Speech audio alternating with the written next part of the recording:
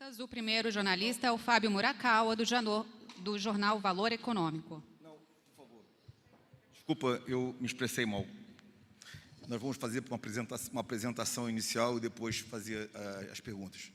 Me desculpe, eu pensei que era só a apresentação do início aqui para a gente começar a falar. Eu estou acompanhado do governador Wilson Lima, governador do Amazonas. Infelizmente, o prefeito Davi, ele não conseguiu chegar, foi convidado para estar conosco aqui, para que aqui no Palácio do Planalto, aproveitando a presença do governador e do prefeito, nós apresentássemos, por intermédio da imprensa, ao povo brasileiro, as ações do governo federal, em parceria com o governo do estado e com a prefeitura de Manaus, para ajudar a equalizar os problemas que estão acontecendo em Manaus, falar um pouco sobre isso e mostrar quanto já foi feito e como nós estamos trabalhando juntos para salvar mais vidas. Eu vou, antes de mais nada, colocar aos senhores que o plano de operações ele foi apresentado ao Supremo Tribunal Federal no domingo. Esse plano ele foi elaborado entre o dia 4 e o dia 8 de janeiro, e o Supremo nos pediu isso na sexta-feira. Fizemos a juntada da documentação no sábado e no domingo nós enviamos ao Supremo Tribunal Federal. Esse plano estará à disposição dos senhores ao final dessa coletiva, sem nenhum tipo de restrição. Ele é um plano público. Eu vou colocar também no site do Ministério, a partir de hoje. E vou disponibilizar aos veículos de imprensa aqui, de comunicação, para que todos tomem conhecimento. Quanto ao relatório diário das ações, também é atualizado, como se diz aqui, diariamente. Então, todos os dias nós temos novos dados sobre o resultado dos trabalhos que estão sendo feitos pelo governo federal, junto com o governo do estado e a prefeitura. E eu faço aqui, então, a primeira contextualização. É comum a minha ligação com os governadores e com os secretários de Estado. E nós, a partir de dezembro, começamos a observar um aumento de casos e de óbitos em Manaus. Mas ainda sem entendermos até onde isso ia e sem entender se precisaríamos intervir ou não. Isso no mês de dezembro. Quando a situação chegou a níveis realmente já bastante altos, se verificou que precisaria trabalhar em conjunto, que só o governo do estado e o município já não teriam condição de dar a resposta, principalmente logística, porque nós estamos falando de uma cidade no meio da floresta amazônica, a 3 horas de voo de Brasília, que é a última cidade grande ao norte do país, digamos assim, uma capital. A partir daí, 3 horas de voo para chegar em Manaus, 2 horas de voo para chegar em Belém. Essa é a situação logística de Manaus. Tudo é barco ou avião. E a estrada que vem de Porto Velho é uma estrada com a transitabilidade bastante reduzida, principalmente nesta época do ano. Então, tínhamos que chegar junto. No dia 4 de janeiro, eu mandei uma equipe precursora com a minha secretária nacional, a doutora Mayra, para Manaus, para serrar junto e fazer um diagnóstico detalhado do que a gente precisaria fazer em parceria. Essa missão voltou no dia 6, com esses dados, 6 de janeiro.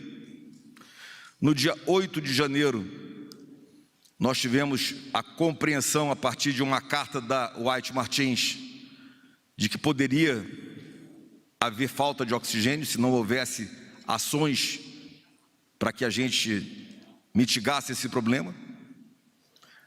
Mas aquela foi uma surpresa tanto para o governo do estado quanto para nós. Até então, o assunto oxigênio estava equilibrado pela própria empresa, mas a velocidade das internações foi muito grande. E com isso, o consumo triplicou, quadriplicou, quintuplicou. E a empresa não conseguiu ter perna para manter o abastecimento. Esse fato nos foi comunicado a possibilidade dele no dia 8. No dia 9, eu embarquei com todos os meus secretários para Manaus. Todos os secretários e pessoal técnico de trabalho, para nós podermos cerrar junto ao governo e começarmos o trabalho de apoio imediatamente no próprio dia 10.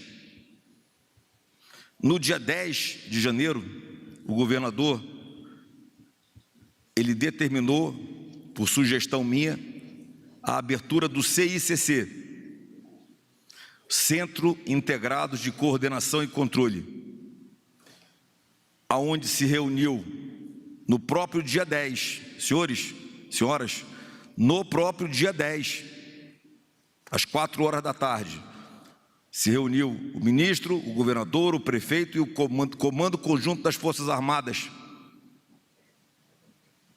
instalado em Manaus, além de todas as agências estaduais e municipais e organizações civis.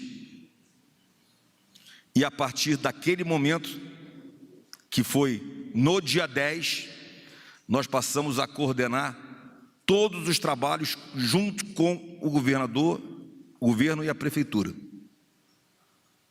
Juntos. Porque não existe outra solução na Amazônia senão a união de esforços dos 3 níveis de poder. A partir dali, nós acionamos os meios aéreos do Ministério da Defesa. A partir daí, nós acionamos todos os recursos humanos fora de Manaus para que viessem para reforçar as equipes de trabalho. Trouxemos toneladas de equipamentos e insumos, e esses números estão todos no relatório. E eu não quero me alongar muito na exposição para não ficar maçante. Colocar então em números macros, em ideias macro, toneladas de equipamentos e insumos, ventiladores, monitores, bombas de infusão, todos os tipos de medicamentos, todos os tipos de EPI, quer dizer, alguns tipos de EPI mais importantes. Contratamos por requisição usinas geradoras de oxigênio, micro-usinas, um total de 10 que estavam disponíveis no Rio de Janeiro. Estamos recebendo, já tem 7 recebidas, sendo instaladas. E passamos a fazer todo esse trabalho de vinda de oxigênio, de carretas, com deslocamento para Porto Velho, colocação em balsas, com o Ministério da Infraestrutura fazendo o deslocamento da balsa para Manaus. Estamos negociando a vinda de um avião Galaxy americano para fazer uma ponte Miami-Manaus com oxigênio. Estamos mandando um navio cargueiro da Marinha com um tanque de 40 mil metros cúbicos para poder fazer o deslocamento Manaus-Belém. Transportamos centenas de cilindros de gás, oxigênio gás, em aeronaves cargueiras civis e centenas de cilindros de oxigênio líquido nas aeronaves cargueiras militares. Isso tudo desde o dia 10. Fizemos a remoção, hoje já passando dos 90, 85, 90 pacientes para hospitais federais, pacientes graves, médios e graves, para poder diminuir o impacto na rede de Manaus. Primeiro para hospitais federais, na região norte, nordeste, centro-oeste do Brasil, com aviões da Força Aérea, que precisaram ser preparados para esse transporte especializado. Grande dificuldade de recolher o número de cilindros individuais para voo, com válvulas especiais. Então, tudo é muito complexo. Tudo é muito complexo. E isso é a primeira ideia. Precisamos entender exatamente o que causou esse impacto em Manaus. Mas eu vou aprofundar um pouco mais sobre respostas, depois eu volto nesse ponto para finalizar. Colocamos um aplicativo, lançamos o aplicativo de tratamento, onde o médico pode, a partir das sequências do checklist do aplicativo, chegar ao diagnóstico clínico de maneira mais efetiva. Também começamos em Manaus isso. Disponibilizamos o nosso centro de distribuição em Guarulhos, para que qualquer compra feita da Secretaria de Saúde do Estado ou do município do Amazonas seja entregue em Guarulhos, para que a logística seja feita por nós o mais rápido possível, facilitando a aquisição. Estamos trabalhando em várias comunidades indígenas, aldeias indígenas, indígenas aldeados, com a nossa Secretaria de Saúde Indígena, neste momento, no interior do Amazonas. Isso é uma das secretarias nossas.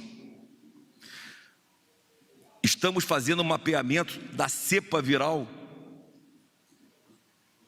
que foi identificada uma variante dessa cepa no estado do Amazonas, em Manaus. Estamos com a nossa Fiocruz e a Secretaria de Vigilância em Saúde fazendo essa análise para descobrir o grau de contaminação dessa cepa, se é alto ou normal, se ele causa uma gravidade maior, esse vírus, e se há qualquer tipo de impacto nas vacinas que nós estamos projetando para o país. Isso é outro trabalho que está sendo feito também. Abertura de leitos, habilitação de leitos, inúmeros leitos foram trabalhados junto ao Hospital Federal da EBSER. Chegamos a relocar toda a estrutura administrativa desse hospital para poder instalar 150 leitos de Covid e 30 de UTI. Também neste período. Deslocamos apoio de enfermarias de campanha do Exército, da Marinha e da Aeronáutica para reforçar os hospitais de referência. Estão todas lá. Deslocamos o hospital de campanha do Exército para reforçar o único hospital militar de área em Manaus, com equipamentos, estrutura e UTI. Não tem fim todas as ações. E elas continuarão e aumentarão. Não vai acabar agora. As ações, fizemos tudo o que tinha que fazer, estamos fazendo e vamos continuar fazendo tudo o que tiver que fazer. A conversa com o governador é o que for necessário. Hoje, mandamos os lotes de vacina. O governador tem que ir correndo para receber esses lotes em Manaus ainda hoje. está aqui a pedido nosso, para demonstrar e avalizar tudo que está sendo dito nesse momento, caso assim ele deseje. Repassamos,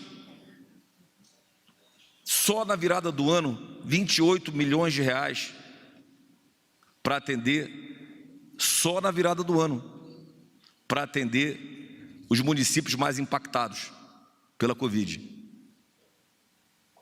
Então, nós precisamos ter certeza de quanto empenho e quanto trabalho nós estamos fazendo. Tudo isso é noticiado e apresentado diariamente. Nada disso chega desta forma à nossa população. O governador estava dando uma entrevista, ao vivo. Quando ele começou a explicar as ações do governo federal, ele foi cortado imediatamente do ar. Pensem a respeito. Entrevista ao vivo para uma emissora. Quando ele começou a explicar estas ações, ele foi cortado do ar. Esta é a nossa guerra. É a guerra contra as pessoas que estão manipulando o nosso país há muitos anos.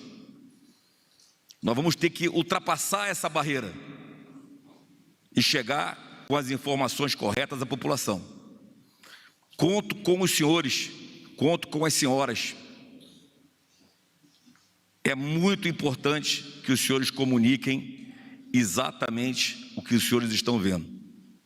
É muito importante. Conto com cada um de vocês. Para concluir, eu vou explicar, na nossa visão, exatamente o que está acontecendo em Manaus.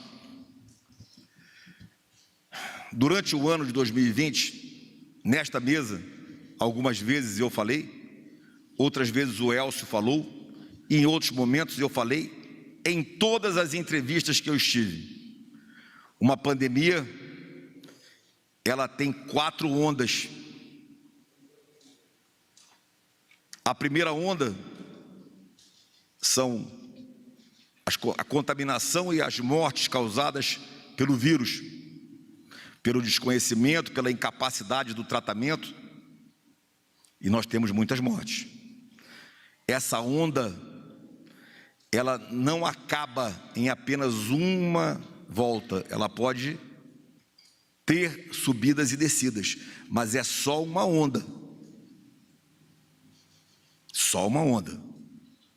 Nós estamos vivendo em Manaus um recrudescimento desses contágios da primeira onda. Não tem nada a ver com mutação de vírus. A primeira onda são as contaminações e mortes causadas pelo vírus. Ponto. A segunda onda, tão grave quanto a primeira, e com maior número de mortos, é o somatório da busca por atendimento de Covid, com o agravamento da Covid, com a chegada das doenças não tratadas do ano de 2020.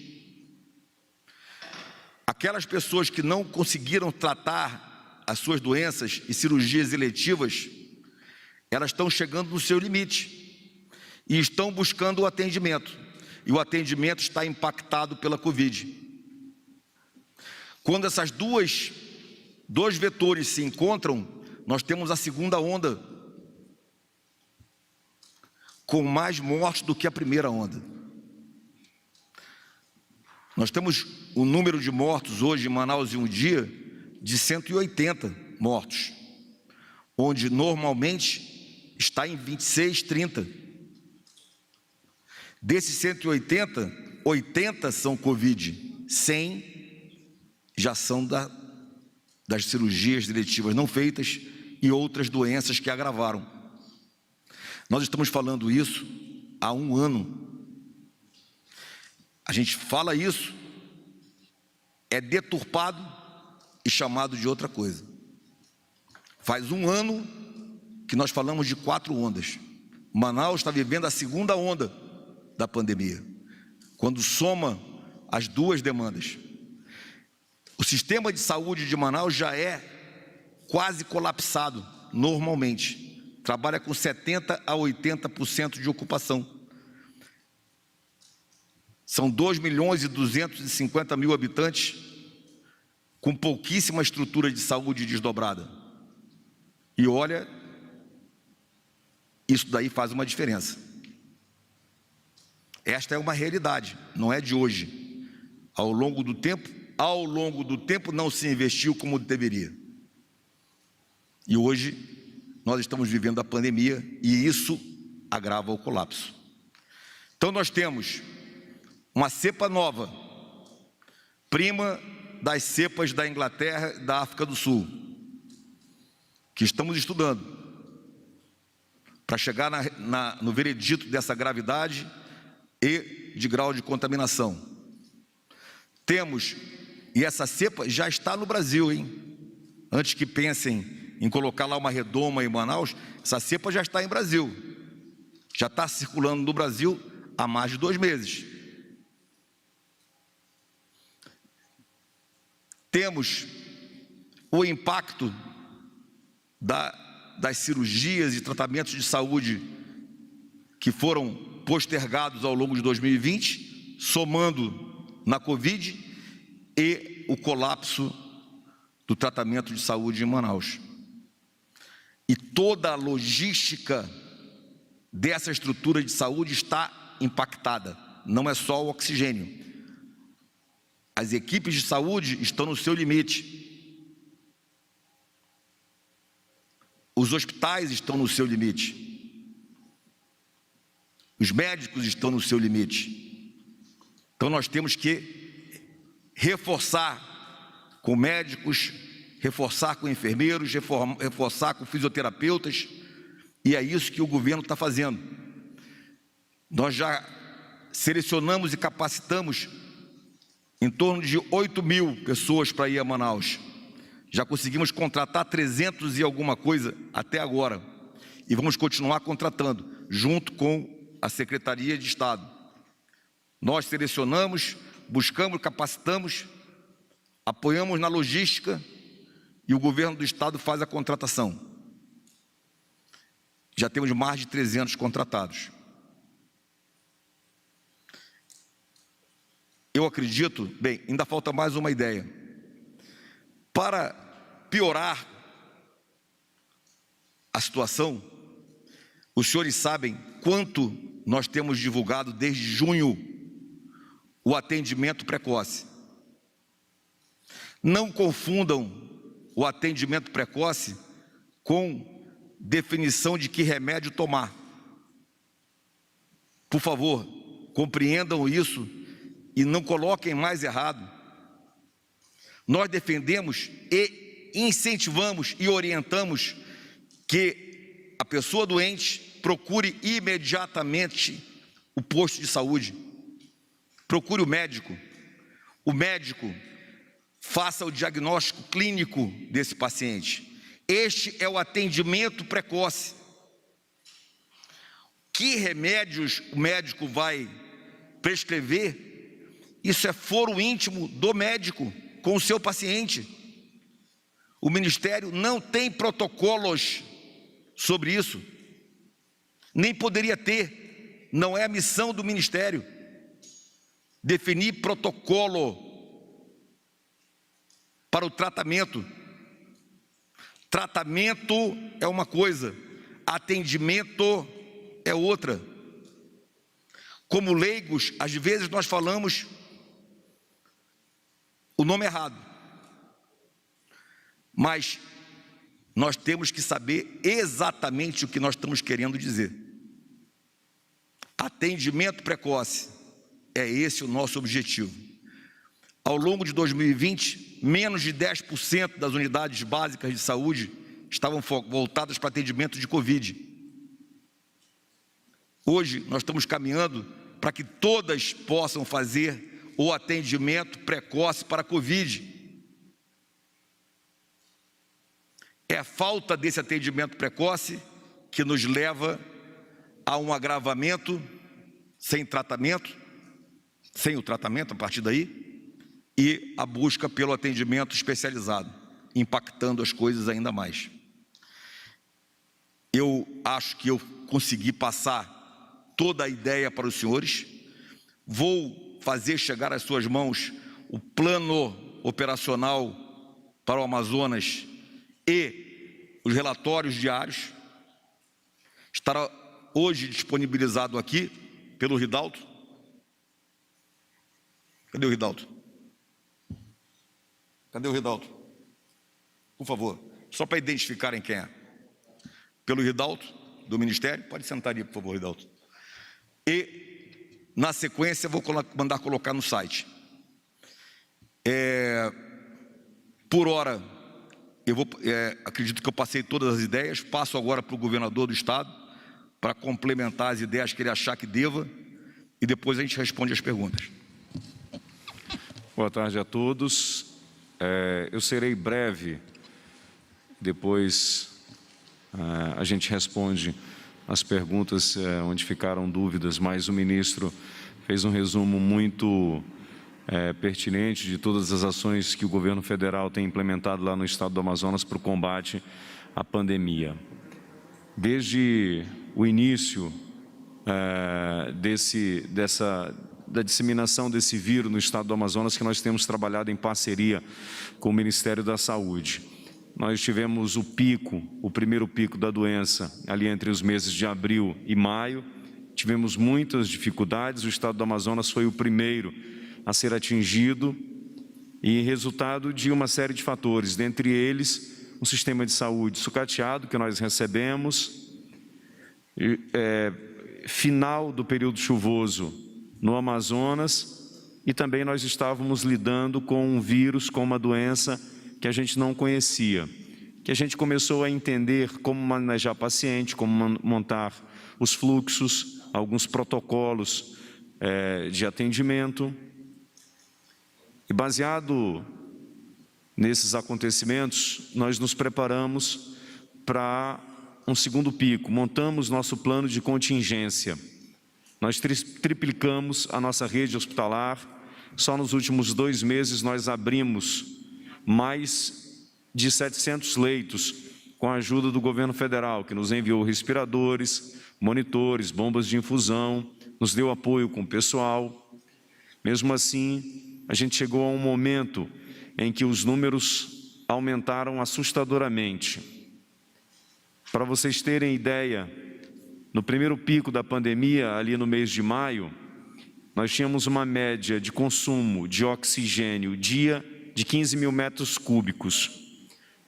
Esse consumo dobrou para 30 mil em 30 dias.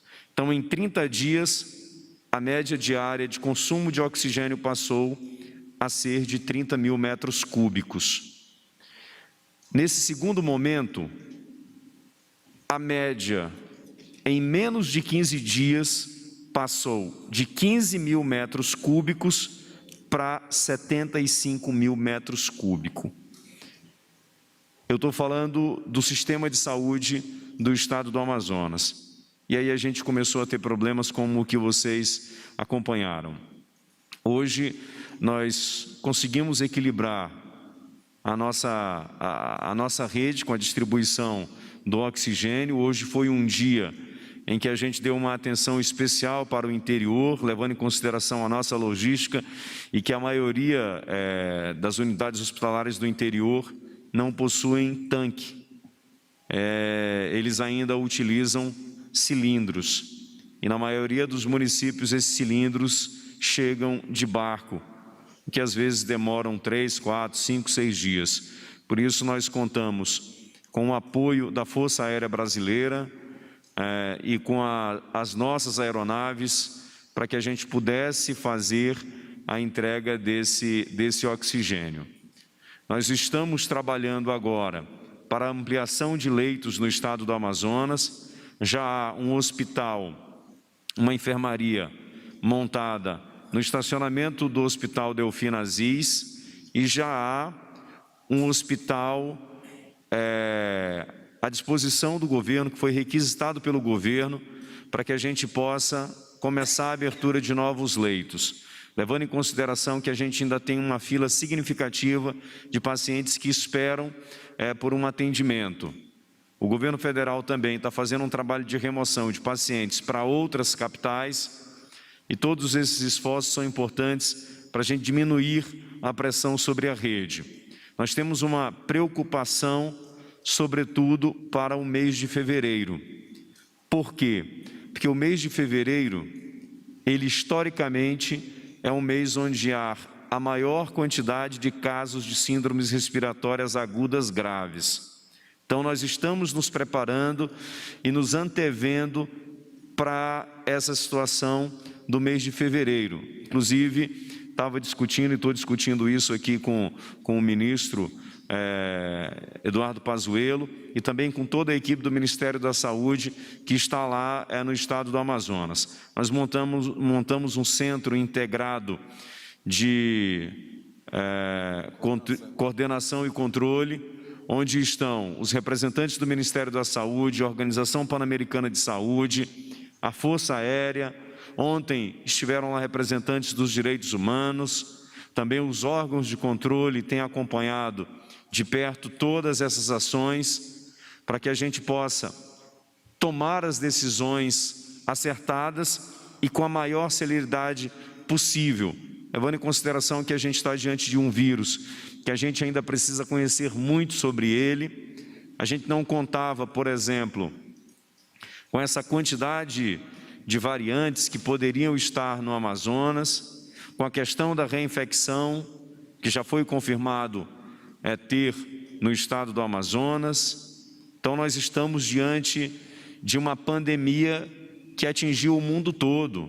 Veja a situação dos Estados Unidos, do Reino Unido e de outros países da Europa, que hoje enfrentam também dificuldades parecidas. Eu quero aqui, para encerrar minha fala, agradecer o empenho do presidente Jair Bolsonaro. Conversei ainda há pouco com ele e disse que tudo que o estado do Amazonas precisar, em termos de ampliação da nossa rede e de estrutura para que a gente possa aumentar a quantidade de leitos, o governo federal vai disponibilizar esses aportes através do Ministério da Saúde e de outros ministérios. E agradecer o empenho do general Eduardo Pazuello, que tem sido um amigo, tem sido muito solidário nesse momento com o povo do estado do Amazonas. Então, ministro, em nome do povo do Amazonas, muito obrigado pelo seu empenho e também de toda a sua equipe.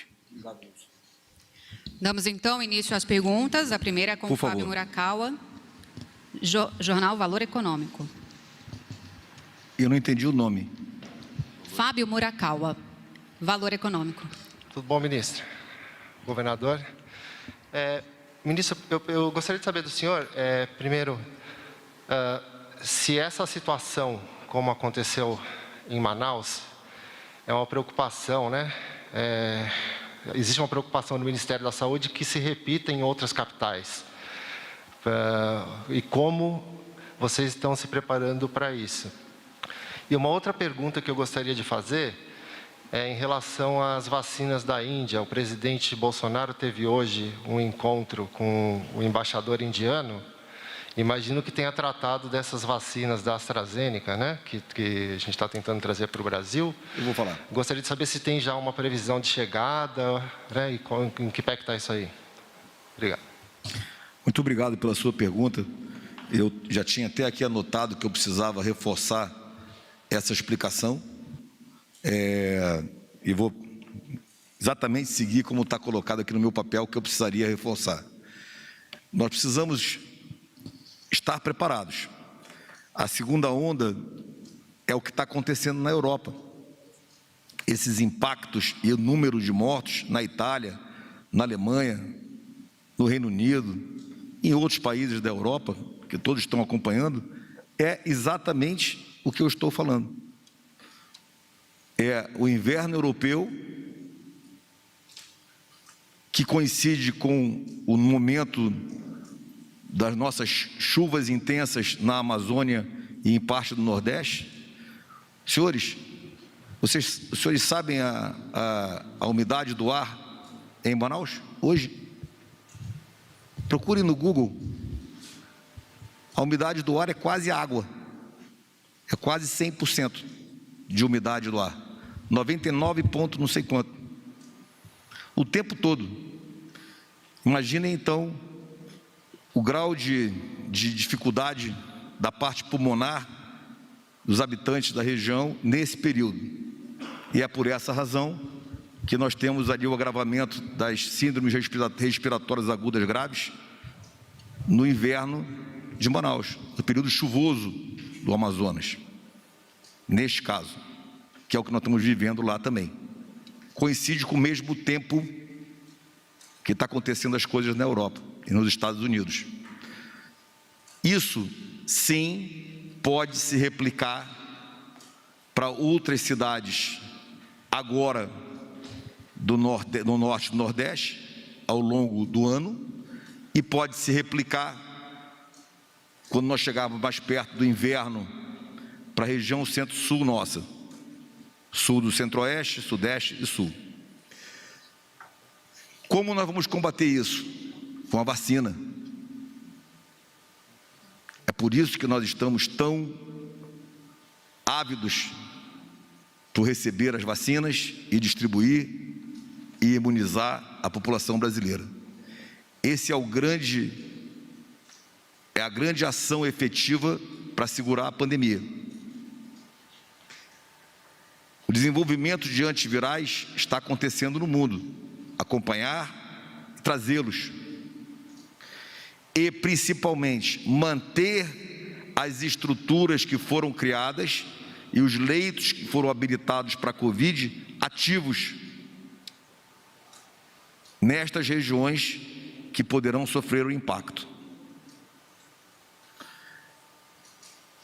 É preciso utilizar a técnica do atendimento precoce.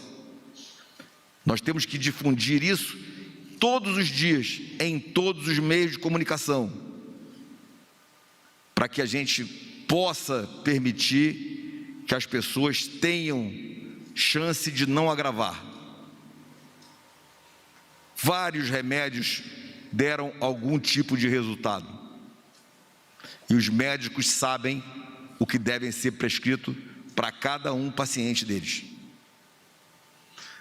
Os médicos cada vez mais estão habilitados a fazer o diagnóstico clínico para a Covid-19 e para prescrever o medicamento correto para aquele paciente. Não posso deixar de colocar também aqui a dor que nós sentimos o tempo todo pelo número de mortes no nosso país, pelo número de mortes que está acontecendo hoje em Manaus.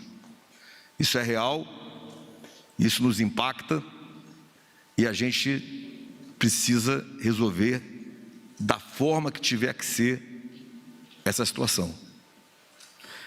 Todas as nossas ações, todas, são para salvar vidas, porque não para salvar mais vidas. Outra.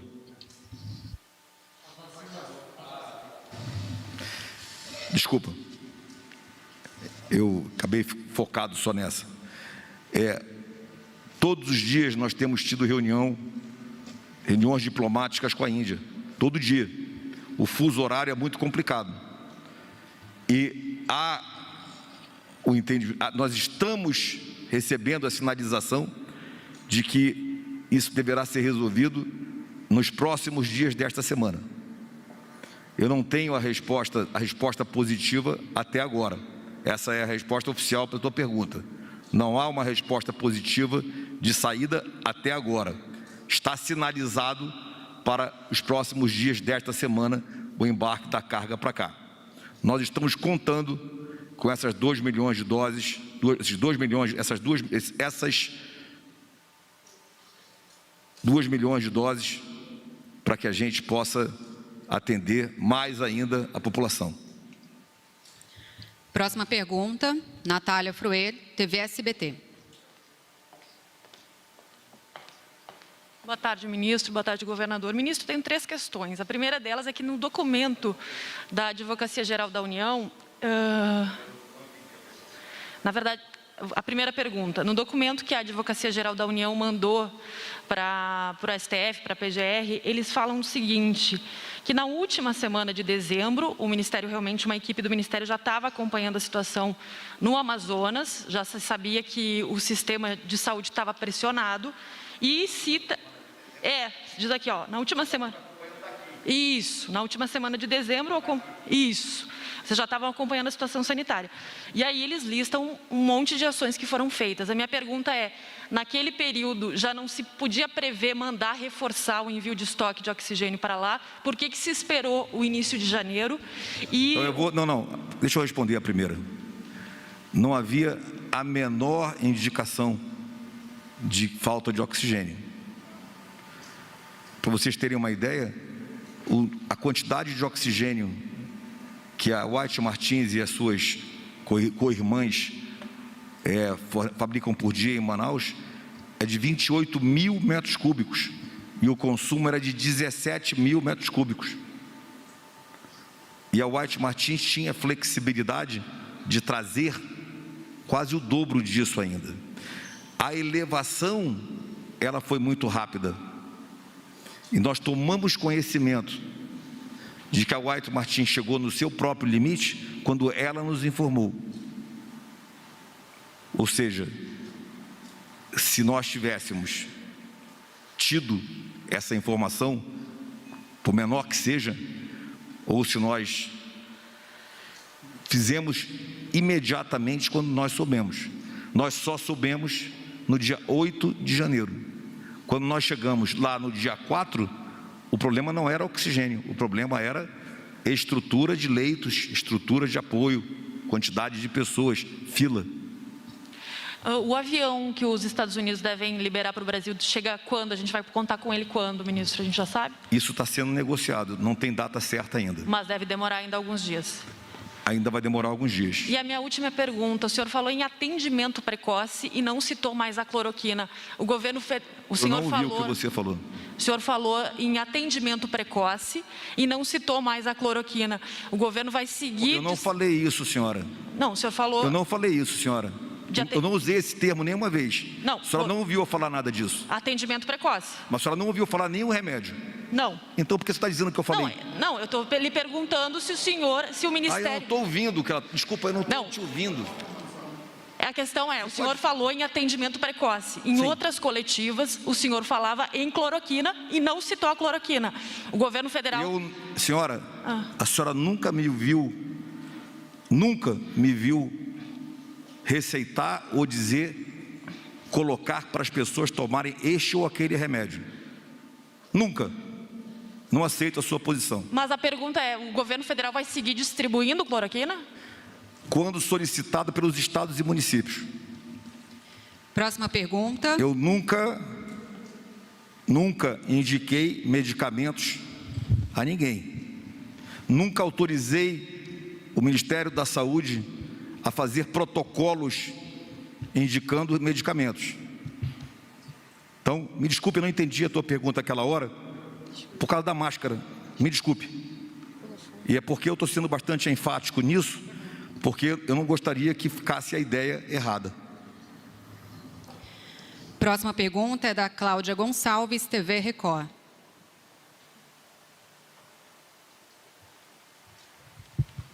Obrigada. Boa tarde, ministro. Primeiro, eu gostaria de saber, por favor, quem estava participando dessa reunião, além do senhor e do governador com o presidente, quem estava participando da reunião agora à tarde, além do senhor e do governador com o presidente, por favor. Isso é uma agenda do presidente da República, não é minha. Os outros ministros não participaram desse encontro? Eu vou responder. A agenda do presidente da República é dele, eu não posso falar sobre ela. É porque parece que outros ministros participaram também, aí a gente gostaria de saber se... Eu vou só colocar para a senhora, se a reunião fosse minha, eu podia divulgar a minha agenda e as pessoas que estavam comigo. Quando você é convidado para uma reunião do presidente da República, a agenda é dele. Eu não posso fazer comentários sobre a agenda do presidente. Eu pergunto isso, pois não, ministro, pergunto isso porque há essa, vamos dizer, briga entre governo federal e estados. O presidente chegou a dizer que a vacina é do governo federal e não dos estados. Eu vou colocar para a senhora de novo. Eu desconheço essa briga. Hoje nós fizemos a entrega para a maior parte dos governadores do país. Aqueles que não puderam estar foi porque não conseguiram chegar em Guarulhos, de forma republicana, ressaltando muito a união do nosso país, ressaltando o nosso pacto federativo, a nossa lealdade federativa. Então, desculpe, essa posição também não confere com o que eu estou vendo. Tem mais duas perguntas. Assim como houve contato com o embaixador da Índia, também houve recentemente um contato do presidente com o embaixador de Israel. Há alguma negociação nesse sentido com Israel? O embaixador de Israel estava nos trazendo a possibilidade de trazer também uma aeronave. Mas é uma aeronave tipo as nossas C-130 Hércules. E ela vem, são dias de voo para chegar aqui. E nós estamos avaliando se isso daí chegaria. Porque hoje está equalizado o oxigênio no Amazônia, em Manaus, na Amazônia, no Amazonas. E acreditamos que a partir de agora a gente comece a receber o fluxo normal de grande quantidade por balsas e carretas, porque uma aeronave leva 5 metros cúbicos, uma carreta são 40 metros cúbicos, 40 mil metros cúbicos, 40 toneladas, uma aeronave leva 5. Então você tem que fazer 8 pernas, 8 voos de um Hércules para ter uma carreta de oxigênio. Então, nós estamos avaliando se ainda é interessante um avião decolar de lá, voar 4 dias para chegar aqui. Até lá, nós já devemos estar com o oxigênio bastante equilibrado. Diferente de 4 horas e meia de um avião vindo de Miami já com oxigênio. E um Galaxy, que seria um grande porte. De qualquer forma, há essa possibilidade também. Sim, nós estamos estudando isso. E a última pergunta é com relação ao que o presidente Maia falou. Ele disse que uma farmacêutica, inclusive, procurou o governo várias vezes e não foi, procurou o Ministério da Saúde, disse que não foi atendido, e que, muito provavelmente, esse Desculpa, assunto... eu não estou te ouvindo bem. Desculpa. A máscara é muito difícil, com o microfone a gente não aqui compreende. mais perto agora, perdão. Muito obrigado. O presidente Maia, ele disse que uma farmacêutica, acredita-se que a Pfizer, tenha procurado o Ministério da Saúde por várias vezes e tenha batido na porta em vão. Ele disse que esse assunto todo vamos dizer, da demora do governo, segundo ele, em atender as demandas do país, pode gerar uma CPI lá na frente. O governo teme essa CPI?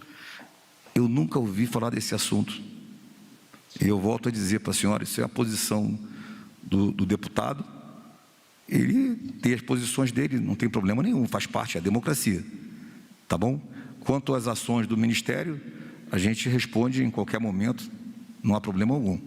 Com relação a qualquer farmacêutica, elas são recebidas, dependendo das suas propostas, a gente prossegue, dependendo das suas cláusulas de condicionantes, a gente tem capacidade de fazer ou não, mas especificamente dessa farmacêutica, eu já falei tantas vezes aqui, eu acho que eu não preciso mais explicar as cláusulas que elas exigem, não preciso explicar que eles não têm quantidade suficiente para nos fornecer, nos oferecem 2 milhões de doses agora nos primeiros 4 meses, nos oferecem mais 6 milhões de doses até julho, e as cláusulas são todas impeditivas em termos de contratação.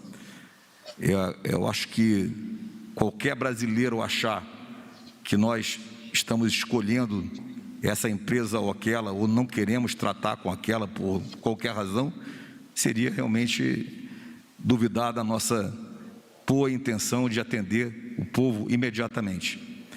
E não tenha dúvida, se qualquer farmacêutica trouxer propostas execuíveis, aceitáveis, nós vamos atender e vamos comprar. Certo, mas essa proposta houve?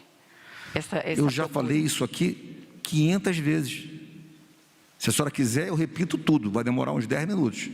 A senhora já ouviu eu falar sobre isso algumas Já, vezes? eu estava na última A coletiva. senhora quer que eu repita tudo de novo? É só uma afirmação do presidente Maia e eu só Eu queria vou dizer de confirmar novo. isso com o senhor. Sobre Pfizer, eu já falei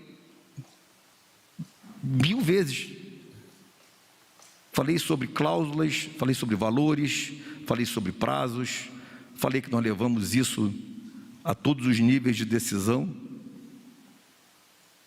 Então, na hora que o laboratório aceitar ou nos trouxer propostas plausíveis, eu sou o primeiro a comprar.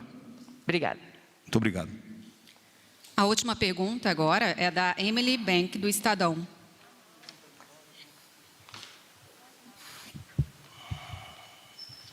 Boa tarde, ministro. Boa tarde, Pois não, Emily. governador. Minha primeira pergunta, ministro, é se o Ministério da Saúde planeja agora, seguindo o exemplo de Manaus, tendo a questão de Manaus como referência, intensificar ou mesmo planejar, melhorar as campanhas, intensificar pelo distanciamento social e pelo uso de máscaras, já que a gente teve, inclusive, em Manaus, o próprio presidente Jair Bolsonaro apoiando protestos contra medidas de fechamento do comércio. Muito obrigado pela sua pergunta. As medidas, elas são todas do nível estadual e municipal. A posição deste ou daquele... eu vou te responder, tá? Você pode sentar, pode deixar. Tenho mais uma pergunta. Oi? Tenho mais uma pergunta. Tá bem. Então, as medidas são todas do governo estadual ou de municipal. Se essa ou aquela medida está de acordo ou não com alguém do executivo, isso é uma posição individual, ou a posição que nós temos que respeitar. O que é importante? A economia não pode parar, ponto. Porque se a economia parar, nós vamos ter vamos acelerar a quarta onda. Vocês sabem o que é a quarta onda? Não sei, talvez não saibam. É o choque no emocional das pessoas. É a depressão, é a automutilação, o suicídio, todos causados pela queda da capacidade de manter a sua própria família e de se manter. Essa é a quarta onda de uma pandemia. Se a economia quebrar, nós vamos estar acelerando a quarta onda. Então, é um jogo muito difícil de equilibrar. E é por isso que o gestor, o governador e o prefeito têm tanta dificuldade de tomar as decisões. Porque ele precisa manter a economia. Ele precisa manter a economia. Mas ele precisa encontrar medidas para diminuir não só o contágio, mas diminuir outros acidentes, outras procuras pelo médico. Diminuir uma outra entrada. Aí, um fechamento mais cedo de bares e comércios noturnos evita que aquele agravamento da madrugada normal no dia a dia, aquilo não aconteça e impacte menos. Então, é tudo muito mais profundo do que uma pergunta às vezes colocada, que visa colocar A contra B, C contra D, para tentar fazer uma cariação, para criar uma mídia. O troço é muito mais profundo, é muito difícil. E isso está nas costas dos nossos governadores e prefeitos. E a gente tem que apoiá-los nas suas decisões, apoiá-los com o que for necessário. Porque são eles que sabem o que dá certo ali dentro, naquele momento. Sim, nós precisamos aumentar as medidas preventivas, continuar com elas. Elas são necessárias. As vacinas têm um prazo longo para a criação de anticorpos ou para ter resultados. Nesse período, nós precisamos ainda de muitos cuidados. Então, da parte do Ministério da Saúde, não tem nenhum plano de intensificar campanhas por medidas de proteção por enquanto? O Ministério já faz campanhas sobre isso. Nada além do que já é feito? O Ministério já faz campanhas sobre isso, e campanhas muito abrangentes. Vamos continuar fazendo. Nós não vamos fazer, nós vamos continuar fazendo. Entendi. Por não. Ministro, sobre a questão de vacinas, alguns estados relataram atraso nas entregas. O que aconteceu? E tem alguma perspectiva de faltar doses já nesse primeiro lote? Não, não há falta alguma do primeiro lote. Eu vou te explicar para você entender o que aconteceu.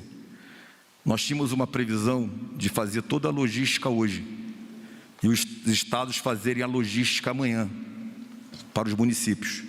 E a partir daí a gente iniciar a campanha na quarta-feira. Os governadores, em comum acordo, me solicitaram que eu acelerasse ao máximo a distribuição para que eles pudessem começar imediatamente ainda hoje. Então, aquilo que era planejado até hoje às 8 horas da manhã para acontecer durante o dia, está sendo encurtado para poder atender o pedido dos governadores. Isso, você imagina a mudança da logística para 26 estados num país continental como o Brasil. Então, aeronaves, planos de voo, novas aeronaves contratadas e, em alguns casos, uma aeronave pequena, que não pode levar numa perna só, tem que fazer 2 voos. A aeronave grande, que faria um voo só iria chegar de noite. Então, você fraciona, entrega a primeira parte para poder iniciar e, na sequência, chega a segunda parte. Espero ter te explicado com bastante clareza. Ministro, última coisa. O governo tinha um plano de fazer um evento de lançamento aqui no Palácio do Planalto. Esse plano está mantido? É uma pergunta só, né? Vamos encerrar, então, essa coletiva de imprensa. Muito obrigado, tá? Agradecemos a presença de todos. Boa tarde. Não, eu acho que as perguntas já foram encerradas. Nós temos um plano. Tá bem. Muito obrigado.